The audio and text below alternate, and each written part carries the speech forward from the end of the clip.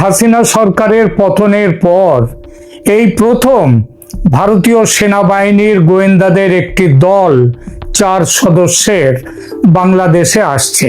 তাতে ভারত আর বেশি দিন চুপ করে থাকবে না। তার হস্তক্ষেপের সম্ভাবনা প্রবল হয়ে উঠছে এবং খুব শিগগির এ ব্যাপারে কিছু দেখতে পাবো আমরা। 25 জন উচ্চপদস্থ সেনাকর্তার গুম খুনের সঙ্গে জড়িত থাকার অভিযোগে আন্তর্জাতিক অপরাধ ট্রাইব্যুনাল কর্তৃক জারি করা আদেশ। এই আদেশ বাংলাদেশ সেনার মধ্যে ব্যাপক বিক্ষোভ ও অসন্তোষের সৃষ্টি করেছে। এই অসন্তোষের আগুন যে কোনো মুহূর্তে বিস্ফোরিত হয়ে ছড়িয়ে পড়তে পারে ক্যান্টনমেন্টের ভেতরে তো বটেই, তার বাইরেও। যে বাংলাদেশ সেনার আমন্ত্রণে ভারতীয় সেনা অফিসারদের এই ভিজিট, জেনারেল জামান তার অক্টোবর 14-18 তারিখের 14 থেকে 18 তারিখের সৌদি আরব সফর বিশেষভাবে বাতিল করেছেন, যাতে ভারতীয় গোয়েন্দা দলের সাথে তিনি বৈঠকে বসতে পারেন। তিনি নিজের নিরাপত্তা সংকট মোকাবিলা করতেই, নিজের নিরাপত্তা সংকট যেটা হয়েছে সেটা মোকাবিলা করতে ভারতীয় সেনার এই সফর চেয়েছেন। এছাড়া জেনারেল জামান বুঝতে পেরেছেন পরিস্থিতি যেদিকে যাচ্ছে তাতে ভারতের সাহায্য খুবই দরকার, তাই এই সফরের উদ্যোগ নিয়েছেন। শেখ হাসিনার সঙ্গে ভারতের national security adviser Ajit Doval এবং ভারতের পররাষ্ট্রমন্ত্রী এস জয়শঙ্করের একটি জরুরি মিটিংয়ের কথা। অপরাধ ট্রাইব্যুনাল দ্বারা শেখ হাসিনা সহ প্রাক্তন ও বর্তমান সেনা কর্তাদের বিরুদ্ধে পরোয়ানা জারির প্রতিক্রিয়ায় বাংলাদেশে যে সেনা বিদ্রোহের সম্ভাবনা, সেই প্রেক্ষিতে যে এই অত্যন্ত জরুরি বৈঠকটি বসেছিল নয়াদিল্লিতে, সে কথাও আপনাদের আমি বলেছিলাম। আমার প্রতিবেদনে এই ইঙ্গিতও দিয়েছিলাম যে যেভাবে দ্রুত আবর্তিত হচ্ছে বাংলাদেশের পরিস্থিতি, বিশেষ করে বাংলাদেশের হাঁড়ির খবর ভারতের যে সংবাদ মাধ্যমটি সবচেয়ে বেশি রাখে বলে শুধু আমি নই, অনেকেই বিশ্বাস করে, সেই নর্থ ইস্ট নিউজ দুটি বিশেষ খবর দিয়েছে। এই নিউজ পোর্টালের পুরনো প্রাজ্ঞ সাংবাদিক চন্দন নন্দী দিয়েছেন খবর দুটি খবরই একে অপরের সঙ্গে সম্পৃক্ত। একটি খবর হলো সেনাপ্রধান ওয়াকারুজ্জামান আগামী 14 অক্টোবর থেকে শুরু হতে যাওয়া তার 5 দিনের সৌদি আরব সফর বাতিল করেছেন। বাতিলের কারণ 25 জন উচ্চপদস্থ সেনাকর্তার গুম খুনের সঙ্গে জড়িত থাকার অভিযোগে আন্তর্জাতিক অপরাধ ট্রাইব্যুনাল কর্তৃক জারি করা আদেশ। এই আদেশ বাংলাদেশ সেনার মধ্যে ব্যাপক বিক্ষোভ ও অসন্তোষের সৃষ্টি করেছে। এই অসন্তোষের আগুন যে কোনো মুহূর্তে বিস্ফোরিত হয়ে ছড়িয়ে পড়তে পারে ক্যান্টনমেন্টের ভেতরে তো বটেই, তার বাইরেও। তাই পরিস্থিতি বিবেচনায় সেনাপ্রধান তার সৌদি সফর বাতিল করেছেন। এটা একটা খবর। যেমন আর একটা খবর হলো শেখ হাসিনা সরকারের পতনের পর বাংলাদেশে গত 15 মাসে এই প্রথম ভারতের উচ্চপদস্থ একটি সামরিক প্রতিনিধি দল জরুরি সফরে আসছেন। জরুরি সফর এজন্যেই যে এরকম কোনো সফর পূর্ব নির্ধারিত ছিল না। সেনা officer major general Kundan Kumar Singh এর নেতৃত্বে 4 সদস্যের ভারতীয় সেনা গোয়েন্দা দলটি অক্টোবর 14 তারিখে বাংলাদেশে আসছেন এবং 14, 15, 16 এই 3 দিন তারা বাংলাদেশ সফরে থাকছেন। আগেই বলেছি এটি শেখ হাসিনার পতনের পর প্রথম ভারতীয় সামরিক বাহিনীর উচ্চ পর্যায়ের প্রতিনিধি দলের বাংলাদেশ সফর। এই সফর বাংলাদেশের বর্তমান রাজনৈতিক ও সামরিক সংকটের মাঝে এটা সফরটি হচ্ছে এবং এর বিশেষ তাৎপর্য এই পরিস্থিতিতে হওয়ায় যে বিশেষ তাৎপর্য বহন করে সেটা বলা বাহুল্য। এই সফর যে বাংলাদেশের বর্তমান শাসকদের শঙ্কার কারণ না বললেও দুশ্চিন্তার কারণ যে হয়ে উঠেছে এবং উঠবে আরো, ইতিমধ্যে তার যথেষ্ট আঁচ পাওয়া যাচ্ছে। আমি সেই কাজটি করব। এখানে বলা বাহুল্য, আমার সংবাদের ভিত্তি হচ্ছে নর্থ ইস্ট নিউজ এবং আমার নিজস্ব সূত্র থেকে পাওয়া বিভিন্ন খবর। আমিও সেই সূত্রের নাম বলবো না, কারণ সে নাম বললে আর খবর পাবো না। দেখতে চেষ্টা করব গত 15 মাসের হিমশীতল সম্পর্কের মধ্যে, দু দেশের মধ্যে যে সম্পর্কটা বর্তমানে চলছে, তার মধ্যে হঠাৎ করে এই সফরের কারণ কি। গত 15 মাস ধরে ভারত অনেক চাপ ও প্রলোভন সত্ত্বেও বাংলাদেশের অভ্যন্তরীণ বিষয়ে সরাসরি হস্তক্ষেপ করেনি। ধর্মীয় সংখ্যালঘু হিন্দু সম্প্রদায়ের ওপর ব্যাপক অত্যাচার নিয়ে প্রতিবাদ জানিয়েছে বটে, কিন্তু সরাসরি হস্তক্ষেপ করেনি।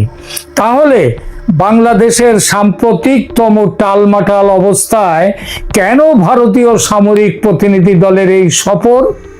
আবার সেই সফরসূচিতে এমন কিছু প্রোগ্রাম আছে যা কপালে কুঞ্চন তুলতে যথেষ্ট।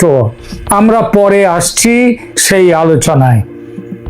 আগেই বলেছি, আন্তর্জাতিক অপরাধ ট্রাইব্যুনালের জারি করা পরোয়ানা শেখ হাসিনার শাসন আমলে জোরপূর্বক গুম, খুন, নির্যাতন ও মানবতা বিরোধী অপরাধের অভিযোগে জারি হয়েছে। অক্টোবর 11 পর্যন্ত মোট 25 জনের মধ্যে 14 জন সেনা কর্মকর্তাকে গ্রেপ্তার করা হয়েছে। এই তাদেরকে আদালতে তোলা হবে 22 অক্টোবর, তাদের শুনানি শুরু হবে এবং গ্রেপ্তার করার পরে এবার তাদের সেনা হেফাজত থেকে পুলিশি হেফাজতে দেওয়া হবে কিনা সেটা পরের কথা, কিন্তু আপাতত তাদেরকে ওই ট্রাইব্যুনালের সামনে পেশ করতে হবে। অক্টোবর 9 তারিখে অনুষ্ঠিত একটি সভায় 51 জন জেনারেলের মধ্যে মতবিরোধ প্রকাশ পেয়েছে। তার কারণ, এই গ্রেপ্তারের ফলে সেনাবাহিনীতে প্রবল বিভক্তি দেখা গিয়েছে। যারা 51 জন জেনারেলের মধ্যে কেউ আইসিটির রায়ের পক্ষে, কেউ আবার বিপক্ষে মত দিয়েছেন। তবে সাধারণভাবে দেশের ভিতর ও বাইরের বিশ্লেষকদের মত হলো বাংলাদেশ সেনাবাহিনী বিরাট এক বিভাজনের মুখে এসে দাঁড়িয়েছে এবং যে কোনো মুহূর্তে পরিস্থিতির বিস্ফোরণ হতে পারে। এই পরিস্থিতিতে সেনা প্রধানের সৌদি সফর বাতিল করাটা খুবই যৌক্তিক ও স্বাভাবিক, এ বিষয়ে সন্দেহ নেই।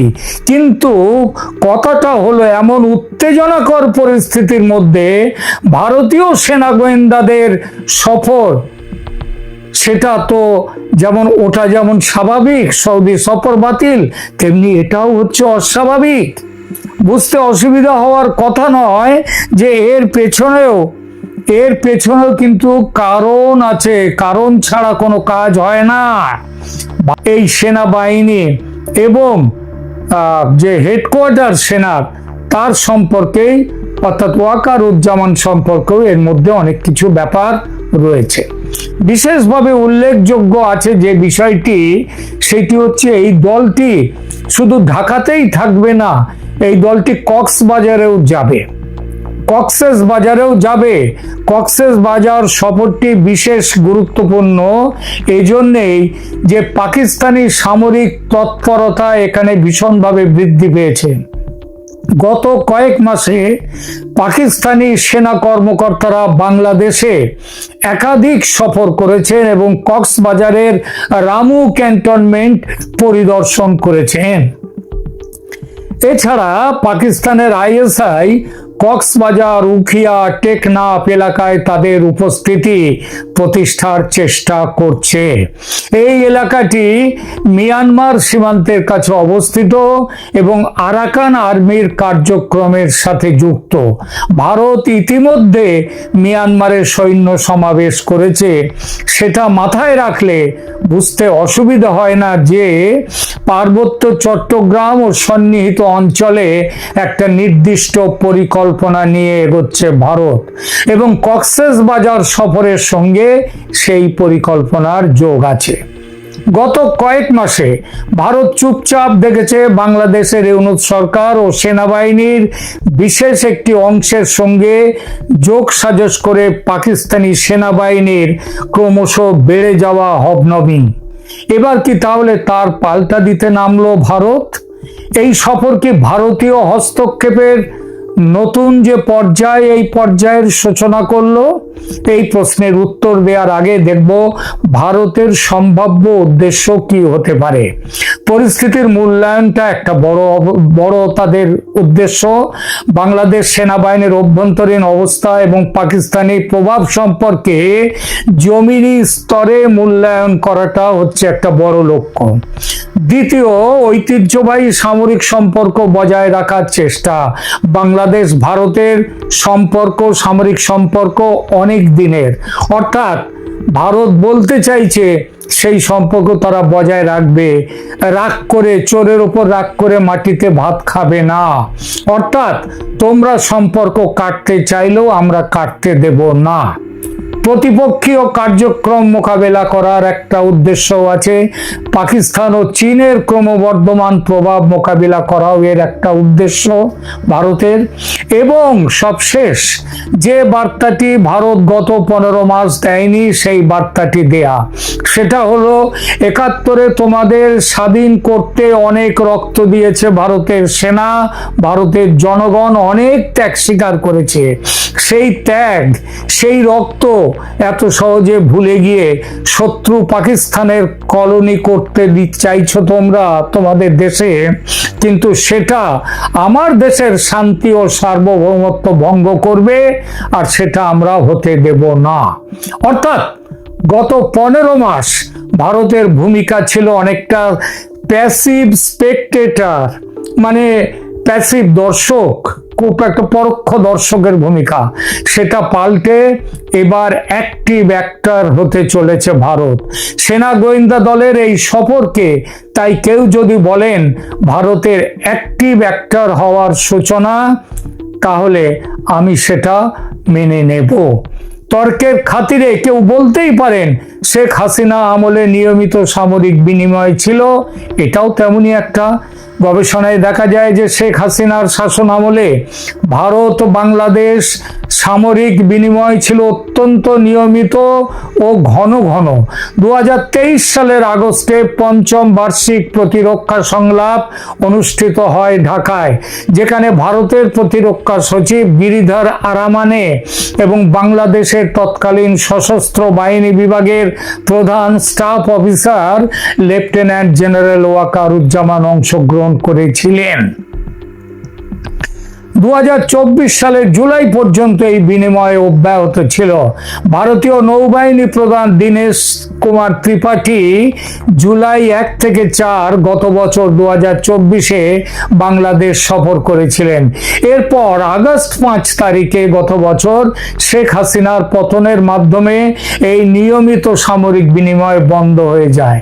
শেখ হাসিনার পতনের পর ভারত বাংলাদেশ সামরিক সম্পর্কে এক ধরনের কূটনৈতিক অচল অবস্থায় হিমায়ন শীতলতা তৈরি হয়েছিল।